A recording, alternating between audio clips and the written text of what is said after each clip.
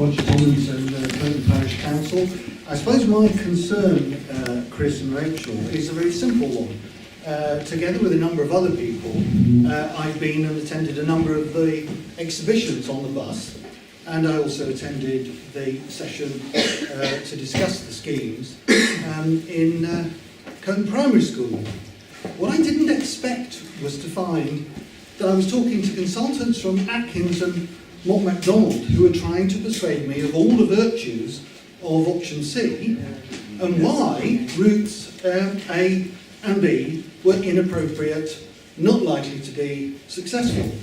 When I started to argue back, making arguments, I was basically repeatedly told that I was fundamentally wrong for arguing what I was arguing for. And I kept saying, I'm interested in value for money, why are the timings like this, why are the costs like this, and so on. So I would put it to you, and I'm sorry to say this, and I'm afraid, Robin, I disagree with you.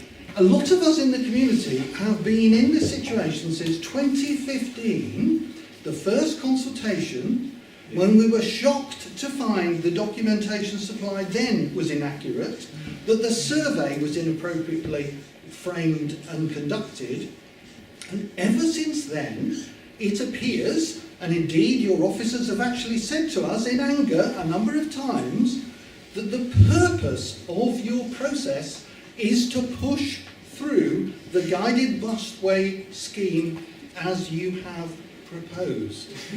I'd like to hear if it really is the case that you are not committed to putting forward Route C.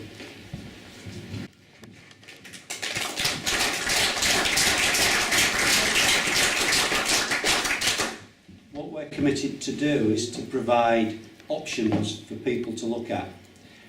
The options at the moment, an on-road option, unless I get people out of their cars, if people will tell me here, with the growth that's expected down this route, that that is going to just work its way through and we'll have no problems, I want something that ultimately will be good for Coton, will be good for North Newham, will be good for Newnham, will be good for Cambourne, but ultimately it's trying to manage the process. I want to put those options on the table.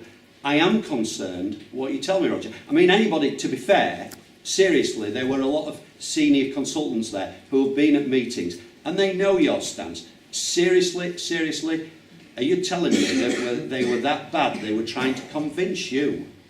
Yes, they were. Well, I will have words with them, because that actually was a total utter waste of time, and I don't pay them for that. What they're there for is to provide what they are there for is to provide a balanced view. So I am concerned about that. We can be provided with facts, and Yes. we listen and we take them into account. Totally agree with you. Inaccurate information, inappropriate information in economic cases, you know, we have a lot of experts who work on doing exactly these kind of things. We don't expect, when we ask questions and challenge, to basically told, no, we're right. Hopefully, I mean, I held audience for 2 hours. Anybody that knows me knows that I can carry on talking for a long while. But I hope, and I kept saying, I am not here to sell you one scheme or another. I am here to provide you information. And you can rest assured, if that's what they were trying to do, I will take that back. Because that is not what they are there for. Yes, next question. Hi, Chris Brandon from Newnham. When are you going to tell us something about what the buses are going to do after Grange Road? Are we going to get all the way to the lights? What is going to happen apart from putting a bus station on Queen's Road? Because that is the only option that's ever been suggested by your consultants. When are you going to come up with some other option? You can say we're not going to do this, but when are you going to tell us what you are going to do? We agreed with the LLF right at the beginning that there needed to be a point at which you could draw a line to have an equivalence of the different routes. And that was Grange Road. We subsequently agreed with the LLF that we will give indicative times to go to Drummer Street and to go over towards Silver Street and out towards CBC. So we've done that. I don't know if people are seriously believing that we get a bus to Grange Road and then we're telling everybody to get off it and find their own way from Grange Road. Well, Of course we are not. We don't know what you're going to do. Of course we are not. Buses like anything else. Buses will go where people want them to go. Grange Road is quite capable of taking Buses are not going straight through Tunstall. Buses can only go down roads that are wide. Yeah, I agree. But buses will go where people are wanting to go. There are roads that they cannot go down. Fully agree that. There are roads all over this country like that. And buses manage. That's nothing new.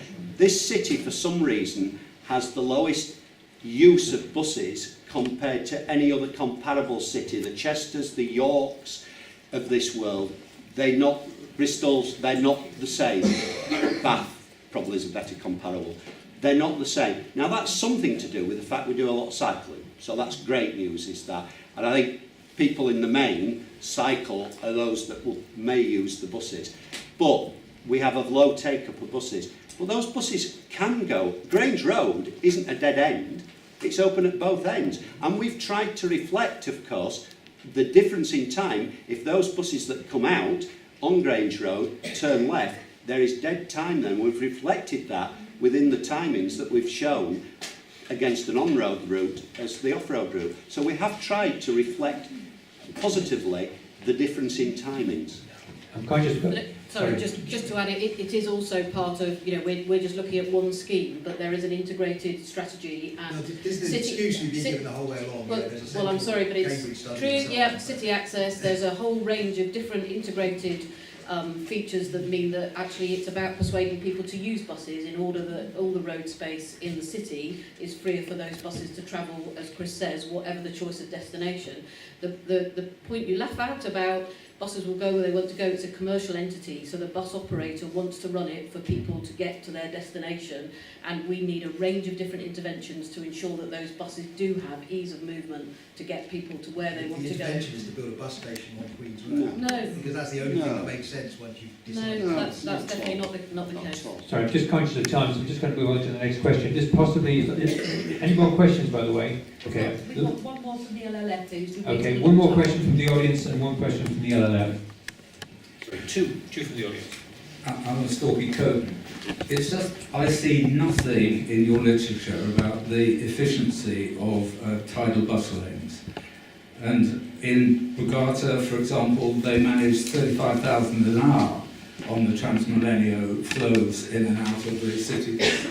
But crucially, they've got to be designed and they've got to be thought about. And what you've got to think about is not just the way, but also the buses and how they gather. And for example, you have thought about one park and ride and dithered about where it should be. But actually what you need is a feed-in of systems of buses from a whole load of points so that it comes onto the tidal busway, and then the tidal busway will be efficient. And then you need the tidal busway to go through and have connectivity with other places. Now, crucial connectivity is with the Madingley Park and Ride and the possibility of accessing London from that park and ride, which would again take out hundreds and hundreds of cars a day, and it depends on having that park and ride and having coaches on the M11. Now, none of this has been discussed, and you haven't thought about the strategy of a tidal busway at all the vehicles that should be on it. Your concern has been only about the infrastructure that should be created. And the infrastructure that you have created, this thing that ends at Grange Road, it's quite clear that Grange Road probably isn't even the focus of it.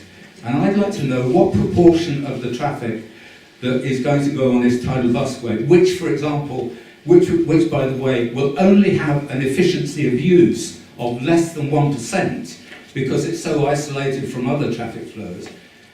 But which proportion of the traffic is going to West Cambridge? Which proportion do you think will stop at Grange Road, in the Grange Road area?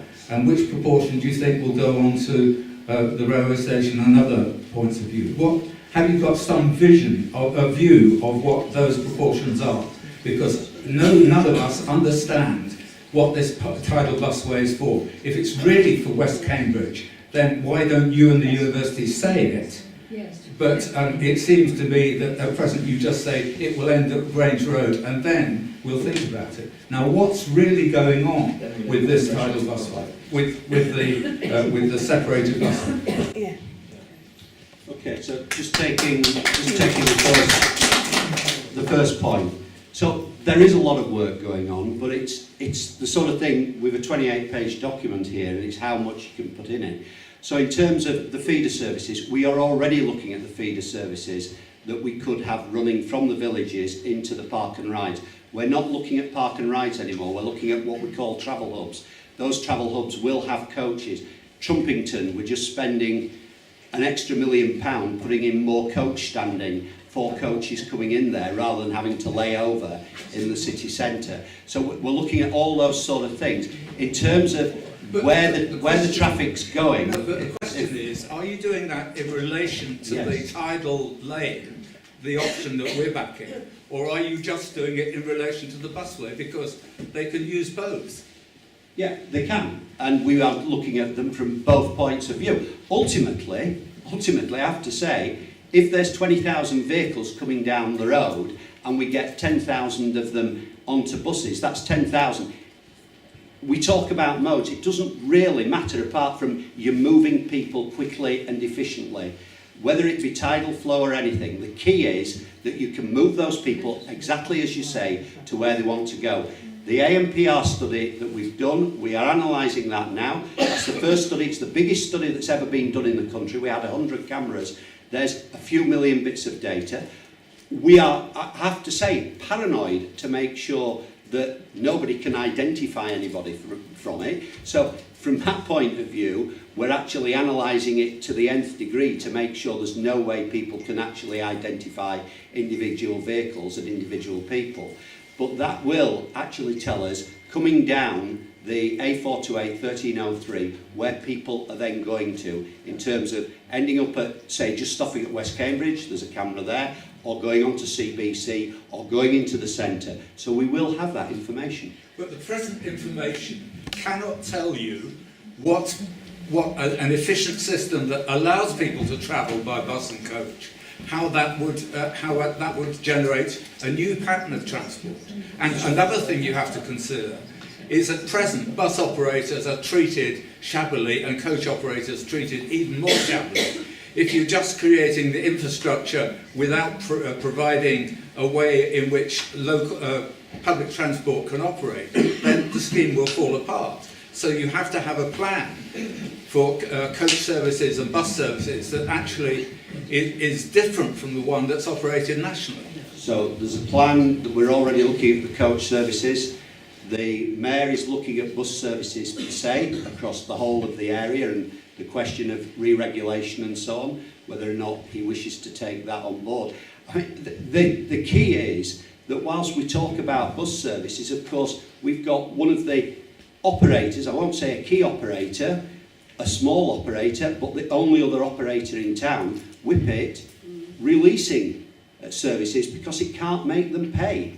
And that's part of the problem. What we're looking to do is to find revenue streams that can actually support those bus services in the future, to actually encourage people onto the right form, good quality transport, not buses that we see today, but something that's a much better quality. The options appraisal study has been looking at that. It's looked at modelling even double the amount of growth that we're projected over the next 15 years, 20 years, and the results of that coming out shortly. And as we said earlier, they will be taken into account as well. We're not looking at any of this in isolation, but the upshot is we know there are going to be 8,500 houses with possibly getting on for that number of cars being built along this route from Bourne through to Cambourne, and somehow we've got to get those people to where they want to work and where they want their leisure, where they want their education and so on. So what In the- Sorry. Can we move on, please, now? Your last question from the audience, please. We've got one from the LLM, And who's been one waiting from here. the Thank you. Ian Solomon, I'm the Liberal Democrat candidate for the District Council elections next year in Halston and Coton, which is the area that it covers. I'm interested You said this was an informal consultation, and there will be a statutory formal consultation. Is that post-July, post the decision? What I'm interested in, what I didn't see in this consultation was any information on risks associated with delivery, risks in terms of the success of the scheme. How does that play into the decision the board makes ultimately in July, and will it appear in the statutory consultation? Yes, is the answer. Going back to the point, the decision that's taken in July will always have to have an on-road route there. So even if the off-road is still there, and that's a decision that the board have to make, they need to compare it against an on-road. So you will still be comparing, and as I've made the offer, I want to sit down with this LLF, as we've sat down with all the other LLFs, and anybody that wants to speak to the chairs, I will be gobsmacked if they actually say that we haven't sat down and we haven't listened to them. I want to sit down, but I want everything off the table, no preconceived ideas, to work through the whole route from Madingley Mulch all the way down Madingley Road to Grange Road. It's got to be all on the table. Now that may be unpalatable for certain areas along the route, but it's got to be on the table. That's my offer tonight. And the delivery risk? The delivery risk will be there, yes. Yes. And that's in the consultation?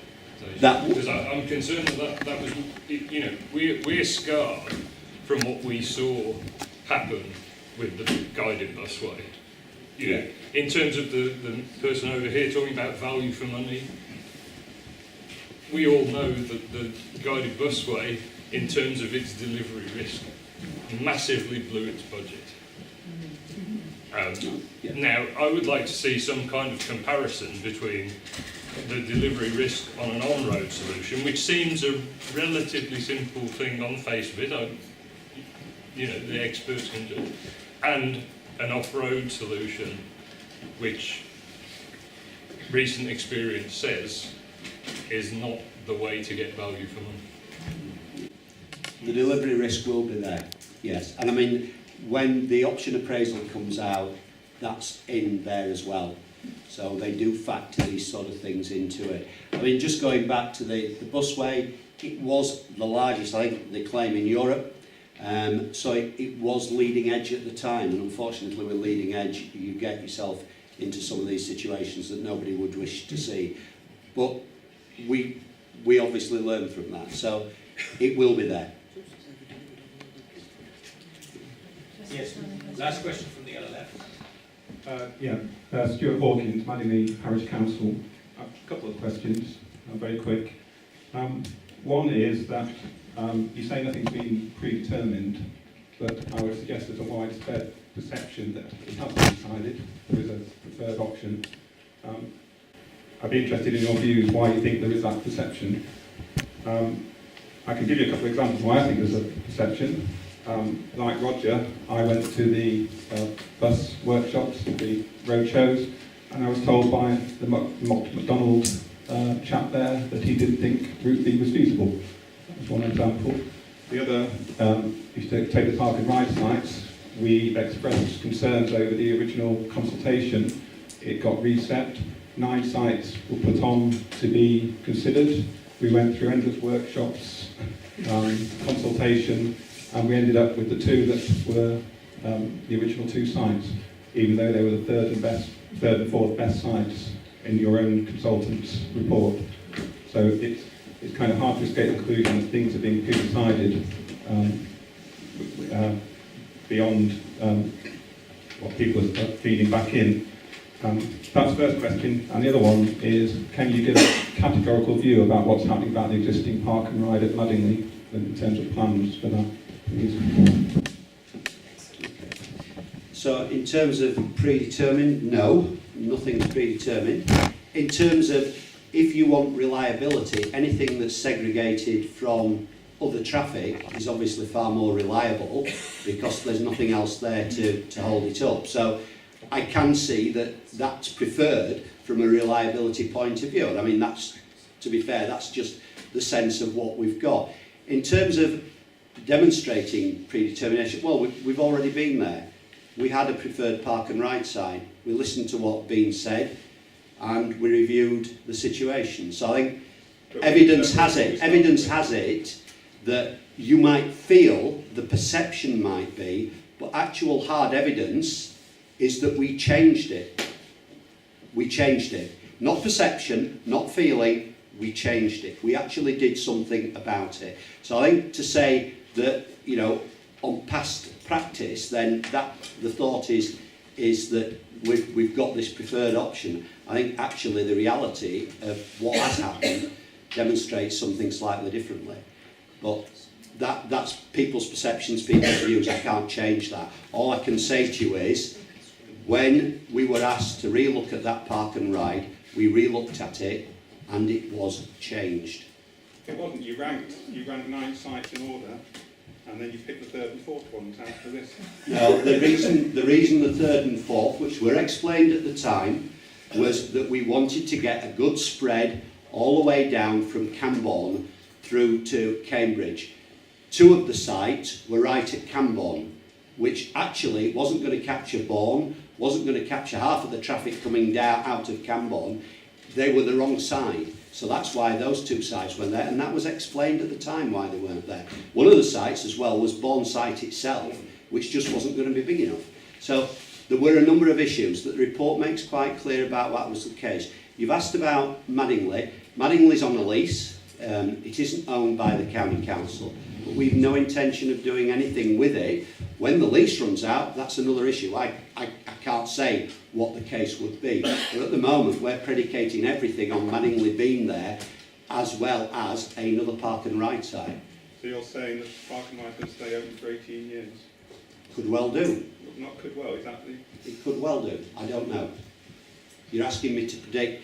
I don't know how successful a park and ride at, say, Scotland Farm at the waterworks will be if we suddenly find a downturn, if the volume of traffic for whatever reason isn't there, because people still insist on wanting to drive in, which is their right, and I understand that, the convenience is there, then that may be something. I can't predict what the case may be.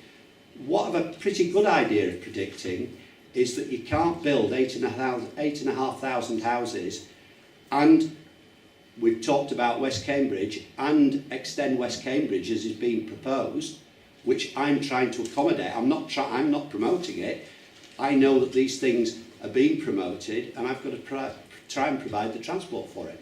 Anybody that thinks we can provide 8,500 homes and we can carry on doing what we're doing now, and that isn't going to cause us a problem, well, what more can I say? I agree with that. I don't think that's the answer there. Okay, thank you. That's the end of the question session. Thank you. Yeah, Thank you, Helen, back to you. Marvellous. Yeah, I want to leave on a positive note, but this was the original document, though, that we did present to the board and at that meeting in March. And it does say that single tidal lane. So we were never wedded to a tidal. So there has been a misconception there, one way or another. But we'll do work. We're happy to work. And I do want to just end on a positive note. Thank you very much for coming. It's been extremely useful, and we do take it as an indication that you want to work positively and collaboratively, and we want to do the same. Thank you very much.